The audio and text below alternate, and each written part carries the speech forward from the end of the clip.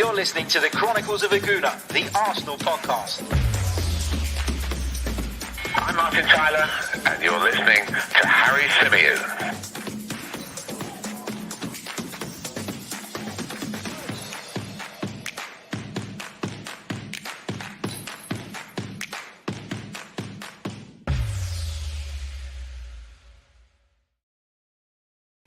Hello and welcome to the Chronicles of a Gooner Xtra, a slightly shorter form version of the podcast that we'll be bringing you daily around about lunchtime live on our YouTube channel, where we'll be discussing specific topics, specific subjects, and it's in line with the plans that we announced just a little while ago about taking the show forward. On this edition of the Chronicles of a Gooner Xtra, we're going to be talking Jack Wilshere after it emerged last night that the former Arsenal midfielder has signed for the Danish club Aarhus. I'm not going to attempt to say the rest of the name. Jack Wilshere has joined the club on a short-term deal and will move to Denmark for the remainder of the season. And I just wanted to share my thoughts on it, get a bit of reaction from you guys in the live chat, get some of your thoughts on this particular subject, because Jack Wilshere's future has been something that we've been discussing for quite some time. We heard that Jack Wilshere was potentially going to re-sign for Arsenal, that there was a possibility that might happen.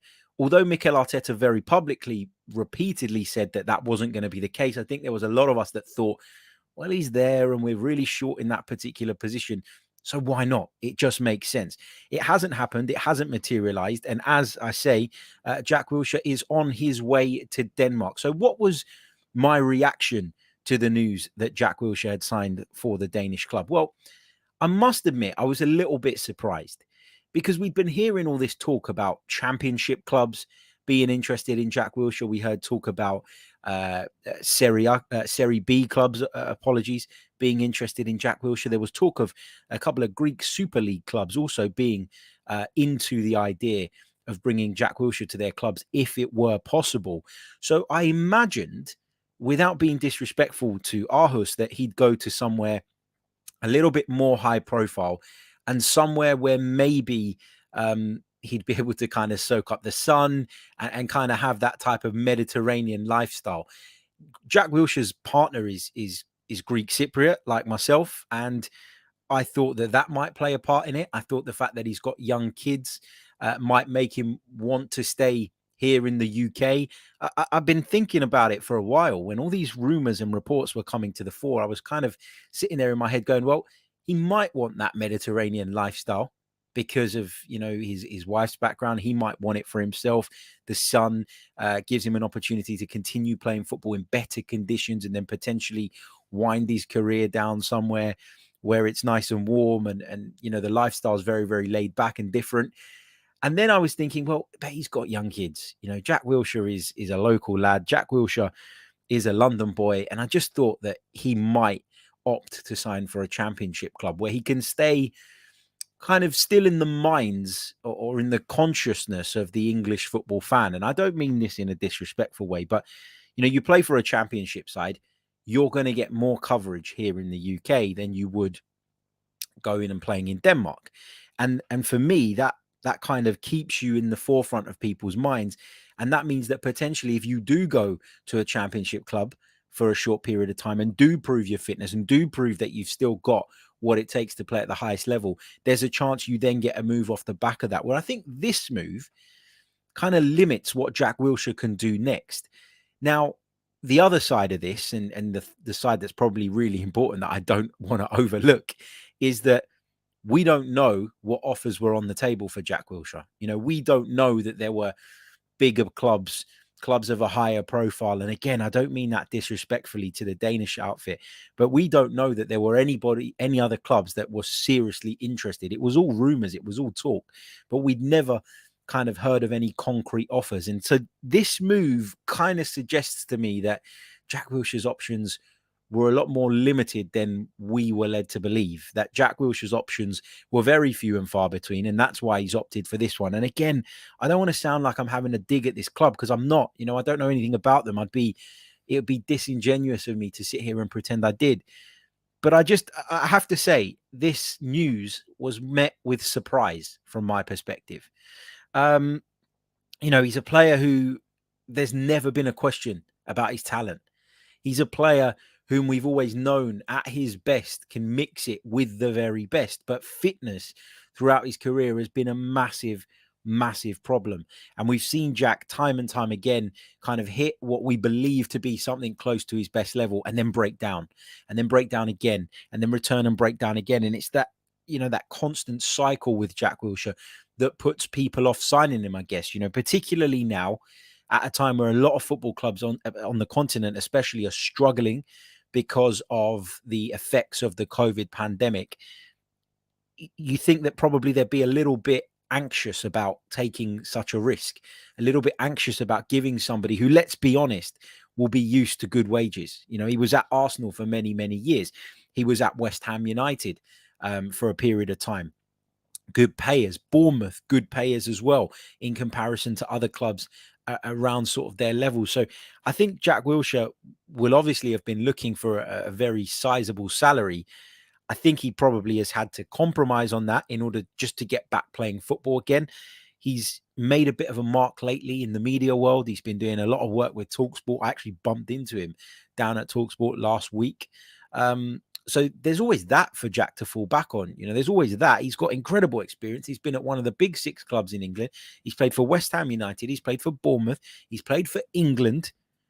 He was someone for me that, that I know he wants to continue playing football, and I get that, and I'm glad he is, but has the media side of things to fall back on. So perhaps that's reason for him to just kind of brush the salary demands aside and get back to, focusing solely on football, and whatever it takes, he'll accept it to get a deal done. He's got the deal done now, and hopefully he can play football again to a really good and high standard. But I am surprised. I am, because I thought that somebody, perhaps in the Championship, maybe even in the lower end of the Premier League, would have looked at Jack and gone, you've been training with Arsenal a little while now. You've been back in the mix of things with a Premier League club. You haven't played any games, okay, but perhaps we'll take a little bit of a punt on you based on, some sort of deal that encompasses the idea of pay as you play. I really did think that somebody somewhere along the line would have taken that gamble, but clearly not, because, as I said, I don't think he would have chosen this destination had he had other, perhaps more appealing options on the table. So, yeah, I am surprised. And I did put a poll in the live chat box to see what you guys thought about this. 42 of you have voted so far, and 81% of you are pleased for him. 7% of you, like me, are surprised. 12% are not surprised, which suggests that you didn't think that anybody else was going to come in and that his options were going to be incredibly limited. But I'm glad that so many of you have voted pleased for him, because I think that, for me, kind of sums up how the Arsenal fan base is feeling at the moment. Like, there are people like me that are a bit like, really? Is that the best that Jack Wilshere could have got? Is that the best offer that Jack Wilshere had on the table? Has his level or has his stock fallen that dramatically?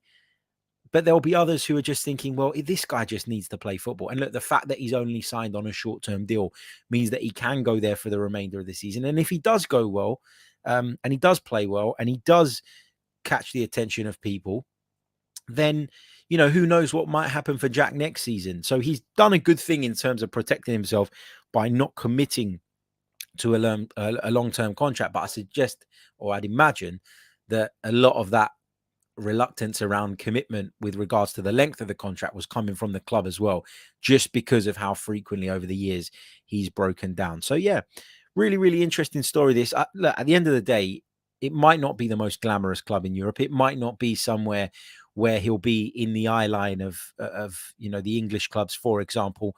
But at the end of the day, playing football at senior level in a league, a competitive league, is going to do much more for him than training with Arsenal and training with Arsenal's kids and being a bit of a glorified cheerleader at Emirates Stadium. So, yeah, I think he had to play football. I'm just, I guess, surprised that nobody of a higher profile, or a higher profile to us here in the UK, opted to take a little gamble and a little punt on Jack Wilshere,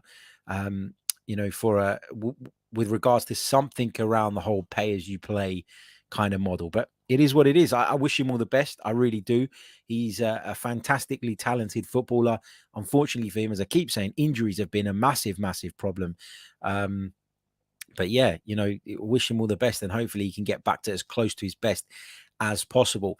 Just want to finish up by talking a little bit about the idea of him signing for Arsenal. I thought that if it was going to happen, it was going to happen during that period where we were basically on our knees in the centre midfield, where we had Xhaka out, we had Partey at the AFCON. You know, we had Lokonga holding the midfield, and Maitland-Niles had just been allowed to leave to go to AS Roma. You know, at the time when we played Lokonga and Patino in the FA Cup in the midfield, that was the point where we were desperate for a midfielder. And once we kind of got through that period, any idea or any kind of chance of Jack Wilshere signing for the club, I think, evaporated. I think that was the period where we were desperate. And if we didn't pull the trigger at that point, then we were never going to do it. So I've been quite settled and quite, you know, accepting of the fact that he wasn't going to join us again ever since that period of time. Initially, I said, don't do it. I said that you should never do it. I said that you should never go back to an ex. I said that there was just no point. You know, it would be going against everything that Mikel Arteta and Edu have worked so hard to put in place over the last sort of 18 months. But I did have a wobble. There was a period of time where I was asking the question, well, should we? Shouldn't we? You know, surely he's a better option than dipping into the youth side for players who had no experience at that level in what was a really crucial part of our season. But yeah, you know, it is what it is. I think we made the right call overall. And I'm glad that, you know, that Jack Wilshere has had some good times back at Arsenal, back training. He'd learned an awful lot on the coaching side. So yeah, I'm delighted for him, and fingers crossed it all goes well. And we can see Jack Wilshere playing somewhere that reflects his quality a little bit more in the not too distant future. Let's take some of your comments before we wrap up on the Chronicles of a Gooner Xtra. Let's see what you guys have to say with regards to Jack Wilshere. Terence says, let's face it, Jack should have been sold years ago, but Wenger was too emotionally invested, and it's great Wilshere has found a club right for him. Apparently, according to Terence, and I don't know this, he's on around about 5K a week, decent money. But as I say, I don't really think that money is the driver for Jack Wilshere at this moment. Mogambo says he was the future at Arsenal, but injuries weren't kind to him and hampered him. But he can always come back as backroom staff. Let's see what else we've got with regards to Jack Wilshere. Benjamin Noakes, one of our members, says, hope he stays fit and he can contribute to his new team. He has the talent. That's no doubt. Completely agree. Junior Gunner says, it's hardly a Copenhagen or Midtjylland, Harry.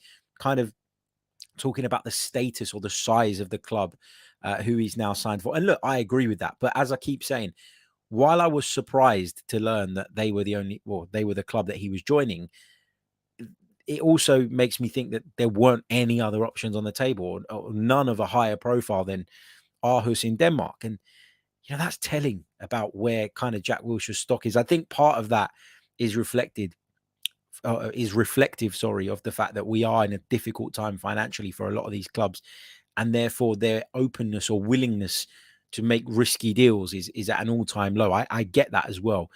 But yeah, you know, it looks like the likes of Copenhagen or Midtjylland weren't even in the running, clubs of that ilk, of that size. If they were, I'm sure he would have opted for them. Alex says, I think he's been out of the game for so long. If he can go show off, grab some goals and assists, then someone might take a punt on him and bring him home. Christopher Chan says, Wilshere is injury prone. Yeah, I think we kind of gathered that over. Anyway, Galtamer says, had signed Jack in Football Manager 2022 in a team in the Norwegian second division. He helped us get promoted. When I moved away, he moved to a decent European club. Well, if Football Manager is anything to go by, then hopefully we'll see Jack in one of the big leagues back again soon. Paul James says, Aaron Ramsey is at Rangers. So in that context, Jack Wilshere's deal makes sense. Yeah, it's amazing, isn't it, how quickly players' stock can really kind of can take a nosedive.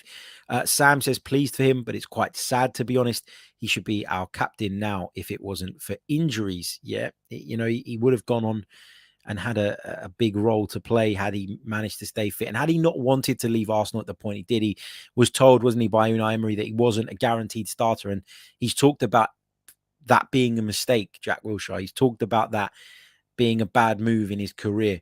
And I think you can see that is a genuine regret that he has when you watch him talk about it. Georgios says that Wilshere over Xhaka. Too disappointed we didn't bring him in for depth. Just going to pick up a couple more of your comments. Afsar says Jack is finished, sadly. Anthony's asking if Storm Eunice has got to me because I'm looking a bit pale. No, I'm just not feeling too great today, mate. But the storm has messed me up today. I was meant to get down to the studio to join the guys on the 90-min gas tank, and all the trains from my area into Liverpool Street were cancelled, delayed, and couldn't get there in time. Okay, Henry says he's better off over there, not so much limelight. What with the Twitter falls over here, it's Super Jack. Yeah, look, I talk about him maybe needing to be in the limelight a little bit so that clubs keep an eye on him and keep tabs of what he's doing and then potentially pick him up. But I think that's a really, really good point, because the flip side of what I was saying is that he can go and do it and focus on the football without having to deal with all the media attention. So, yeah, it's a good point and a very valid one. Okay, we're going to leave it there. Just a bite-sized edition of the Chronicles of a Gooner Xtra. Just wanted to share my thoughts on the news that Jack Wilshere has signed for the Danish club on a short-term deal until the end of the season. We're going to be back later today at 5 p.m. UK time with our full-length podcast. And we're going to be talking Fabian Ruiz and the links to Arsenal. We're going to be talking about whether or not Emile Smith-Rowe can play as a false nine in light of some recent comments from Mikel Arteta. And we are going to be talking about the Premier League results over the weekend. So lots to come a little bit later on our full-length episode. Make sure you subscribe to the channel if you haven't done so already. Make sure you hit the like button underneath too. And, of course, give us a follow on all social platforms at Chronicles_AFC. I'll catch you all very soon. Until next time. Goodbye.